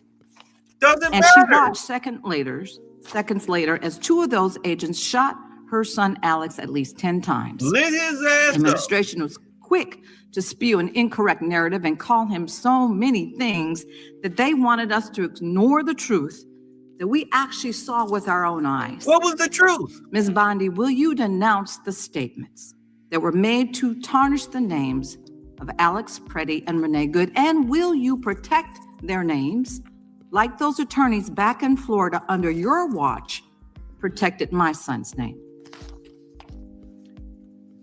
What I will say is we are looking at everything to shed light on what happened that day, and it is an ongoing and active investigation. Both of those cases, and I assure you they will be investigated. Investigating, we understand that, but will you do everything in your power? Her name is Lucy McBeth, excuse me. You know, another typical black woman with blonde hair. I mean, look at this. I mean, come on. Why are your roots showing this badly? As you have done for my case, as you are asked to do, as you've sworn an oath to do, it is your responsibility to make sure that you are following the rule of law. Those families in Minnesota, they deserve the same respect. They deserve a full investigation, which you have not even begun to do yet. So what are you saying is that they don't deserve any respect for a full investigation into their murders? Well, that that's is not incompetence on your behalf. Well, that The is not American accurate. people do deserve better. Non-commitment to defending the rule of law is what we see from you. I I told will you we always were stand up for investigating. survivors, and I heard you say earlier when you told us that you will fight for them as well. And based on the information before us, these families have not received the same commitment to investigate what happened to their loved ones, nor have they received the respect that I would expect from the nation's top law enforcement officer. Investigations have been slow-walked, they've been canceled, and the special agent assigned to Renee Good's investigation resigned following pressure from your officials to reclassify Ms. Good's case. Time of the For gentlelady. families seeking answers and accountability, the withdrawal of investigative Time of the resources is gentlelady simply has unacceptable. expired. The gentlelady yields back. The gentleman from. Nice for 5 minutes. Madam Attorney General, you're not allowed to exercise your constitutional rights in a way that tramples on someone else's, are you? No. No, you can't do that. I mean, you have a right to petition the government under the First Amendment. That doesn't mean you can come into this room and start screaming at Mr. Raskin or me or anybody else and disrupt a congressional hearing. You have a right to protest on the street, but that doesn't give you a right to go into the Capitol and disrupt Congress. Something these guys talk about every day. You can't do that. So when Don Lemon said that he was exercising his First Amendment free press rights, freedom of the press rights, that's not really accurate because he was trampling on other individuals' rights. Is that true? Chairman, we will always protect our churches and the freedom of religion. She's a And Democrat. yes, that's accurate. First right mentioned under the First Amendment, freedom of religion, freedom to practice your faith the way you think the good Lord wants you to, right? That's right, under the federal government. And isn't it true that Mr. Lemon met at a shopping center with the rioters who entered City's church in St. Paul, met with them prior to marching to the church? He did meet, and this is a pending case right now, so I will only stick to what is in the four corners of the unsealed indictment, if I could, Chairman. Yeah, I'm There's focused a on- lot more You're talking about Don Lemon. that will come out. But under the four corners of the indictment, yes, he did. They had an operation called Operation Pull Up. They said they were gearing for a resistance. They met in a parking lot and they caravanned to a church on a Sunday morning when people were worshiping together. And Mr. Lemon said that he live streamed before entering the church with the rioters. Didn't he say we're going to head to the operation? Didn't he say this he said this on camera? Is that right? Yes, Chairman, Yeah. and more. That he was in Minnesota and that, as you said, they were gearing up for an operation. So you can't do that. This is why this is, I think, so important that this guy be held accountable. And I think why you guys have charged him and indicted him. Moving to a second subject here. Will John Brennan be indicted? Mr. Brennan lied to the committee, which you're not supposed to do. Last Congress, when we deposed him, he definitely, 18 U.S.C. 1001, we're all familiar with it. He lied to the committee, and the Congress, and I think the country would like to know if, in fact, he's going to be indicted for lying. And here's why it's so important. I'll give you a chance to respond. Here's why it's so important. It wasn't just that he lied to us, it's what he lied to us about. He lied to us about when all this weaponization against the President of the United States started. He lied to us about the dossier, and specifically what role the dossier played in the intelligence community assessment. Because we know back when President Trump was first elected, first term, this is when it all started, which led to the Mueller and to the impeachment and to the Jack Smith and all the stuff that's happened in the last decade. But it began here, and he lied to Congress about the role he played. And I just want to read a couple of things he said during that deposition before I give you a chance to respond. Mr. Brennan, when asked a question, said the CIA was not involved at all with the dossier. He said it was their purview, FBI's purview, and not ours. He also said the CIA was very much opposed to having any reference or inclusion of the Steele dossier in the intelligence community assessment. Well, that's interesting because declassified information that was declassified this past summer by the CIA says something entirely different. It says Brennan, I want to put this one up if we have it. It says, Brennan ultimately formalized his position in writing, stating that, quote, this is released by the CIA Director Ratcliffe. My bottom line is that what I believe that information warrants inclusion in the report. He was further asked by an CIA official. The same officer said when he approached the director and asked and that the director refused to remove it after being explained this wasn't good. With the dossier's many flaws, he said, yes, but doesn't it ring true? So this is John Brennan using that document to change intelligence community assessment, which I think led to all the stuff we've seen over the last decade. And I think this committee in the country, Congress in the country, would like to know if Mr. Brennan is going to be indicted. What I can confirm is that we have received a referral from you, Chairman Jordan, to investigate John Brennan. His attorneys have made some public statements, but the department is still bound, of course, by our longstanding policy of not discussing matters. What I will say today, I can't confirm nor deny whether there is a pending investigation, but what I will say is no one is above the law. Mr. Chairman. Weaponization has ended. Yeah. Point of order, Mr. Chairman. Gentleman from New York is recognized for. Several UCs Would you like as to proceed? receipts. I'd like to have unanimous consent to introduce the National Security Presidential Memorandum 7 dated September 25th, 25. Objection. The Bondi Department of Justice memo dated December 4th, 2025. Objection. An article from Newsweek entitled DOJ Deletes Study Alleging Rise in Far-Right Terrorism dated September 18th, 2025. Without objection. Notice article from October 3rd, 2025. Trump's directive on organized political violence could lead to increased surveillance of his critics. Without objection. Washington Post article, September 25th, 2025. Trump targets domestic terrorists, but only mentions the radical left. Without objection. Idaho Capital Sun, October 18th, 2025. Rest easy, Idahoans. The No King demonstrators are American patriots. Without objection. Attacks on freedom of speech, what nonprofits need to know, published by the National Council of Nonprofits, the largest network of nonprofits in America. Without objection. The Freedom from Religious Foundation warns that Bondi memo weaponizes federal law enforcement against non-Christians and dissenting viewpoints. Without objection.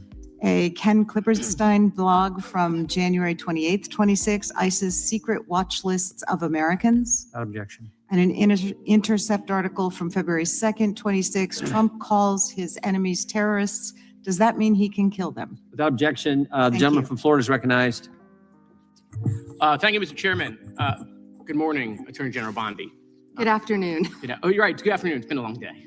I wrote this morning. We've known each other a long time, and I'll always be appreciative for your assistance when you were Attorney General in Florida after the shooting at my high school at Marjory Stoneman Douglas in my hometown of Parkland when we passed a bipartisan bill, the Marjory Stoneman Douglas School Safety Act, which was the largest policy response to a school shooting in American history.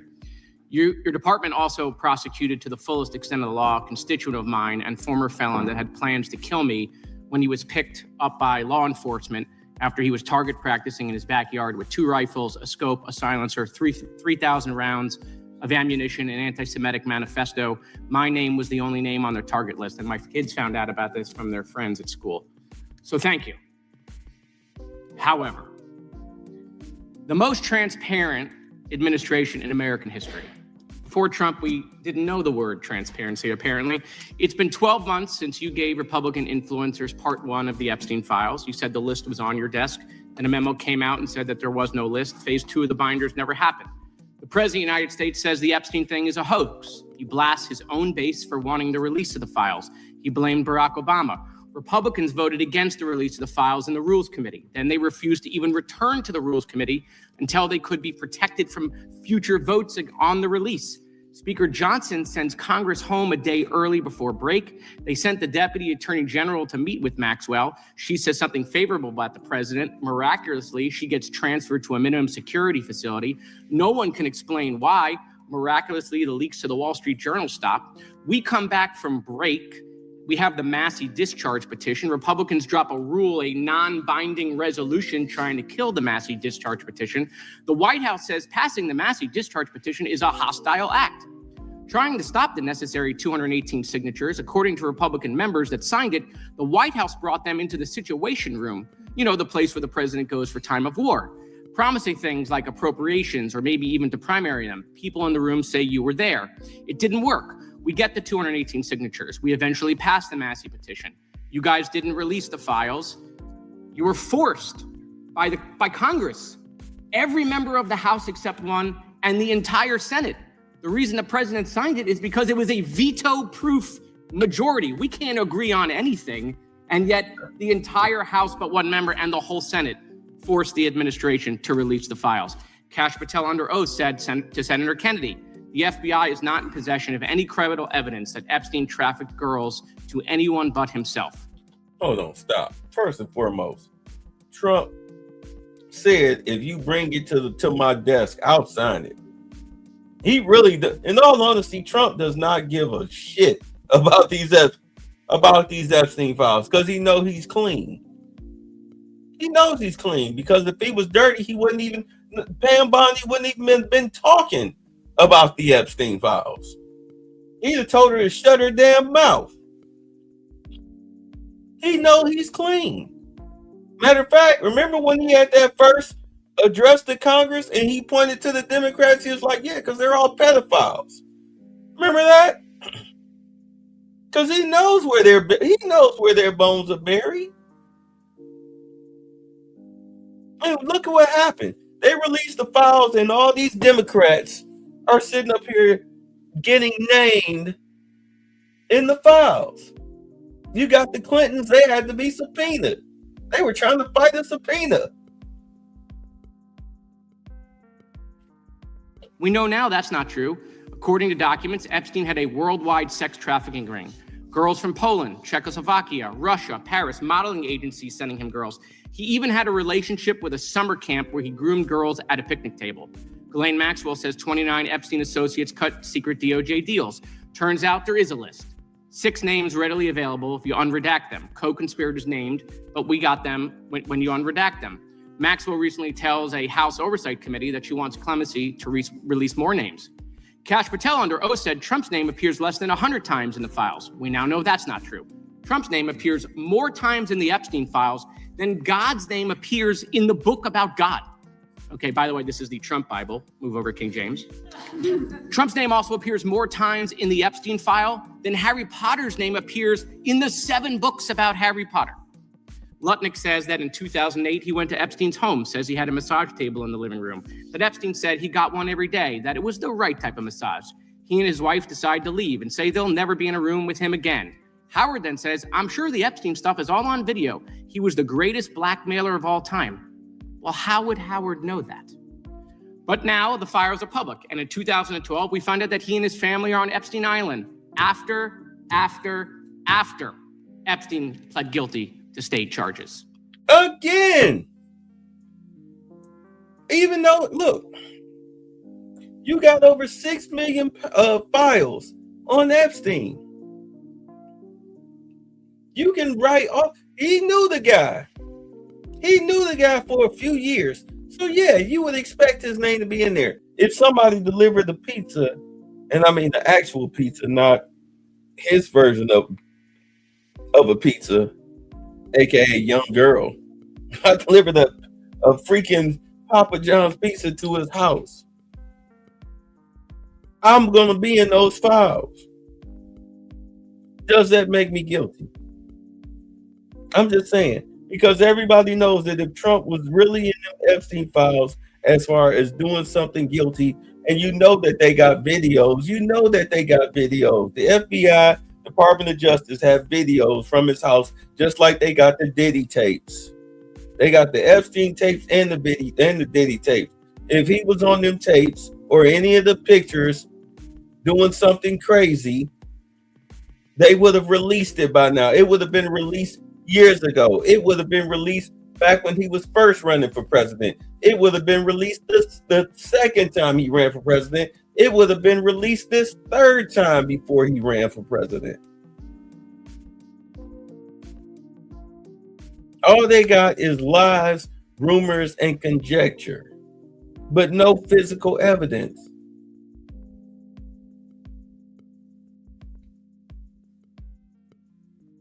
They actually somebody tried to doctor a photo of him with a little black girl.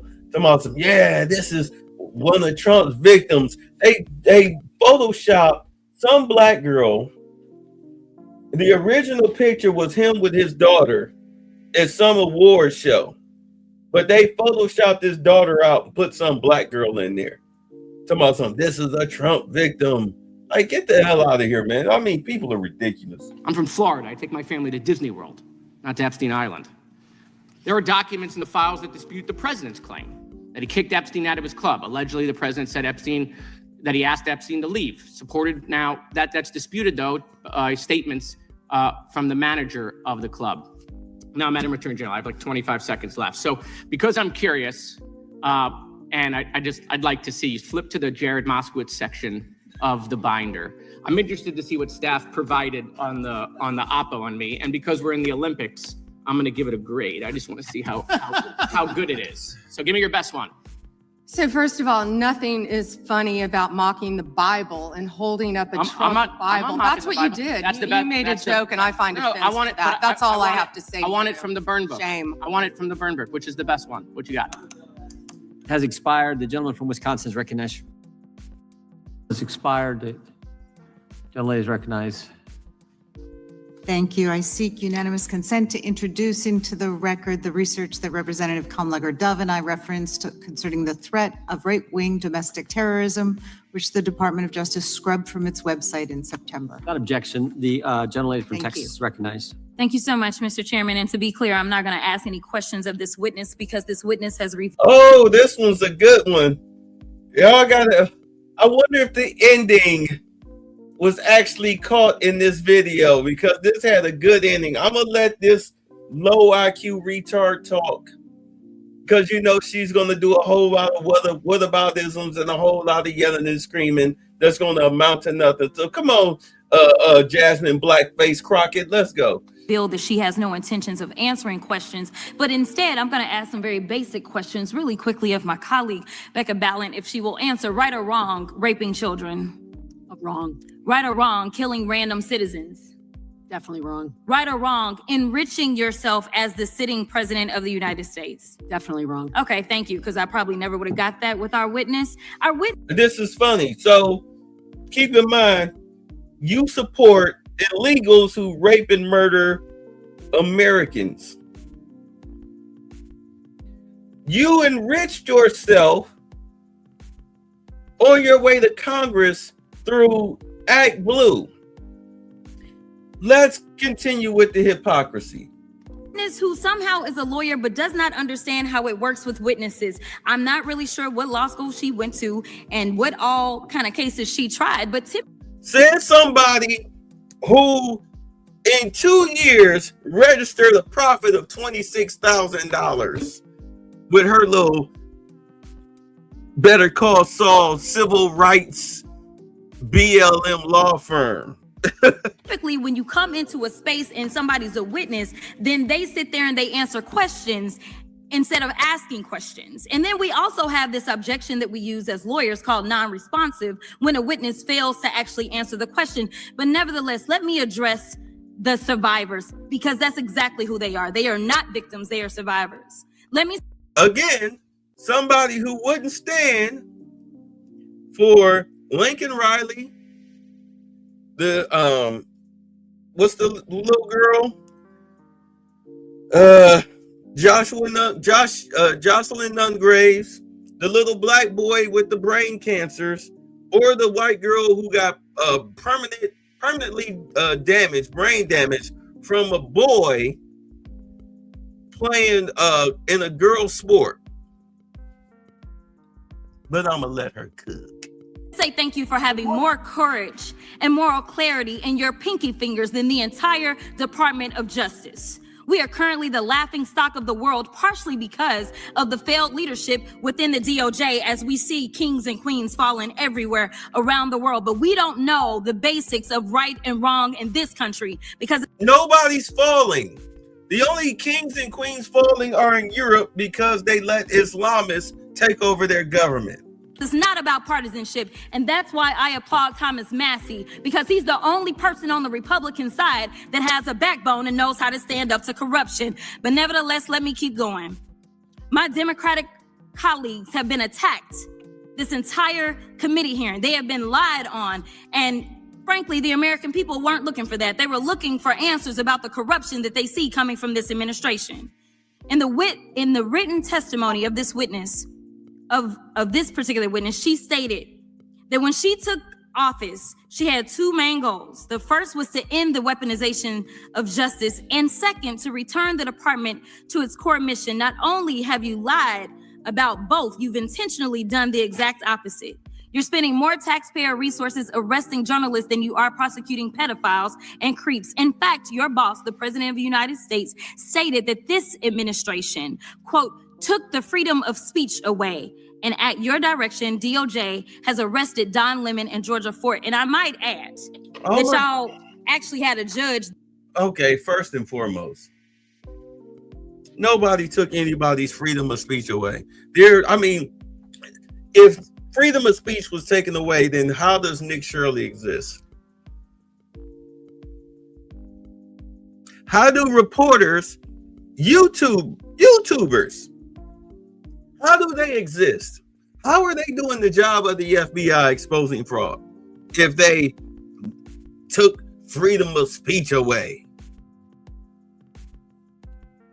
That rejected y'all for trying to arrest Don Lemon before, just like the grand jury rejected y'all as it relates to Senator Kelly, just like a grand jury rejected y'all as it relates to Senator Slotkin, just like the case against Tish James was dismissed and the case against Mr. Comey was dismissed. Excuse me, the Tish James case hasn't been dismissed. It's hard to get liberal judges to prosecute these cases because they've infiltrated all levels of government. All levels of government. It's pathetic. The justice system has been compromised by the Democratic Party. I'm sorry, Democratic Socialist Party. For 4 years, they let criminals run free. Rapists, pedos, murderers, thieves, drug and human traffickers, whether they were legal or not. They let these people run free for 4 years. I just did the story yesterday where the guy kidnapped, sexually assaulted some woman, drove her to an ATM, took her money out, stole her money, and then sexually assaulted her again. He in court telling the judge to go F herself, SSD, all the crazy. I don't care about the victim. I don't care about you. If I got a chance, I'll do this to you, do that to you. Talk to the judge. The jury recommended 62 years. The judge gave him 30. Someone's like, you're a victim of the system. Black female judge. Get out of here. Oh my God. This is why your surface dirt level of understanding is rejected. Biden censored free speech about everything. Remember, he even had them censor the meme of him. It was a guy who had a pickup truck. On the back of the truck, it was a picture of him tied up, supposed to look like he in the bed of the truck, tied up. He had that picture censored. A meme. Completely don't get how it is that you're sitting at the top of DOJ because you don't seem to be good at your job. You're spending more taxpayer resources arresting these journalists. In fact, we know after Georgia Fort and Don Lemon were arrested, we know that there were homes of journalists that were raided. We know that threatened prosecution against students protesting your actions and forced tech companies to remove apps used to track ISIS activities. But let's circle back to you protecting. Yes, because that's criminal activity. Number one, you put my kid, you take my kid out of school as a principal or a teacher, you send my kid out of school on a walkout to go out and protest ICE, I'm beating your ass. I mean, I probably shouldn't say that, but I'm suing the school, but I'm definitely beating my kids' ass when they get home. I'm beating the shit out of them. What the hell is wrong with you? And I'm suing that school district. Have you lost your freaking minds? You don't put my kids out there in the front line with all of these violent, crazy white people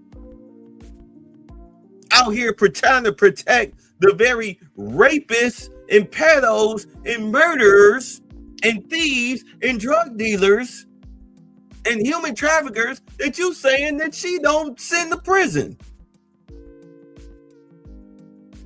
Make it make sense. So if they vote for you, it's okay for them to be criminals? If they're illegals, it's okay for them to be criminals? But if the DOJ tries to prosecute these people, you think it's wrong? Make it make sense. And you sending kids out there to fight for these people? Ooh. And pedophiles and creeps, because I want to talk about, but let's circle back to you protecting pedophiles and creeps, because I want to talk about the president and his possible involvement with Jeffrey Epstein. Now, I don't know what the president might have done with Jeffrey Epstein, but unlike this administration, I believe that facts matter. So let's talk about the facts. Fact number one, Donald Trump is one of the most named people in the Epstein files. At least 5,000 files contains more than 38,000 references to Trump, his wife, or Mar-a-Lago. Fact number two, Jeffrey Epstein and Ghislaine Maxwell made young girls available to Trump on multiple occasions. For example, according to this file, Ghislaine Maxwell presented a young girl to President Trump who spent more than 20 minutes apparently flirting with her. Here's another example. That's a lie. The girl turned around and said, yeah, she had the conversation with Trump and he talked to me about getting them babysitting jobs. Lying bitch. This shows notes from FBI investigators that describe Jeffrey Epstein transporting a victim to Mar-a-Lago to meet with President Trump, where he bragged to Trump that, quote, this is a good one. Now, I'm not saying that She talking about the same chick, by the way. Talking about the same chick. President is a pedophile, but there is a lot of evidence in these files that suggests that he's very close friends with a lot of men who are pedophiles. What's crazy about all of this is just that this is a big cover-up. And this administration is engaged in it. In fact, this administration is complicit. But there are numerous others, like how the DOJ is attempting to obstruct justice in the investigation of the rogue agents who have murdered American citizens, or how the DOJ seized voter data from Fulton County in an attempt to steal the 2026 midterm elections, or how federal agents have Tom Homan on tape accepting a bribe and your agency killed the investigation, or he never took the money. How your agency is ready to give the president a $230 million payday, which is unconstitutional. The president don't take any money. He actually donated his salary, his presidential salary. Constitution is clear. The president shall not receive any payment except his salary while in office. The fact of the matter is that you will be remembered as one of the worst attorney generals in history. An attorney general who has prioritized obstruction over justice, corruption over the law, fealty to the president over loyalty to the Constitution. And Mr. Chairman, I will yield. Gentlelady yields. Gentleman from Missouri is recognized. Excuse me, gentleman from Kansas, the Attorney General, former Attorney General, Mr. Schmidt is recognized. Thank you, Mr. Chairman, and General Bondi, thanks for being here. Did you have anything you wanted to say before we talk? I do. Thank you, Congressman. Thank you, my friend, for many years. I find it interesting that she didn't even want to try, Congresswoman Crockett, to ask any questions, because she certainly did not condemn her leader, Hakeem Jeffries, for taking money from Jeffrey Epstein after Epstein was convicted. And I will be brief to give you your time, Congressman. This is what she didn't want to talk about. Texas, from Cuba, convicted, homicide, arson, weapon offense. Convicted. So what we talking about? Convict some of these perpetrators that rape these women that are sitting behind you, that you refuse to even acknowledge they are here. Time belongs to the gentleman from Kansas. Chairman, can I have a few seconds back to make up for the yelling? Thank you. General, did you have anything Congresswoman. further to say? I hate Texas this woman. convicted of homicide. Cecil Joseph from Dominican Republic. Texas convicted for kidnapping, rape. Khalid Khan from Afghanistan. That's why they want to talk about Epstein and not what's happening in their own states. Thank you, General, and thank you for being here. And this has been quite a spectacle to observe today. I think it's sad. I ran for Congress because I thought we had serious problems in this country we wanted to try to fix together. And this performance today, not yours, General, but some of my colleagues, has not shored up my confidence that we are up to the task. You and I served together for 8 years when you were Attorney General of Florida and I in Kansas. You served professionally. I'm glad to be able to serve with you in these new. Yeah. I'm sorry, man. See, that woman, woo. That woman, oh my God. You know how there's just some people that just rub your fur the wrong way. Oh, she is an embarrassment. She is a serious embarrassment to Black people. She is an embarrassment to herself.